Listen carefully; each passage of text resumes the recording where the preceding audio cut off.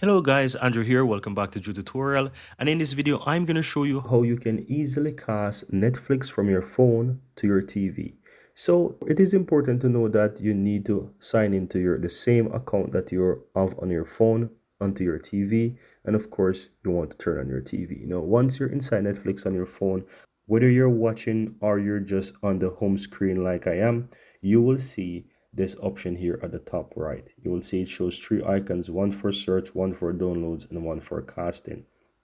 The one to the left, extreme left, it's basically the screen with the casting or the signal. That's for casting. So if I tap on that, it's going to pop up and it's going to show me my casting device.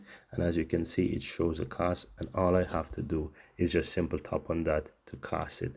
And what that's going to do is going to simply go ahead and cast it to my TV. And of course, it will automatically open the Netflix.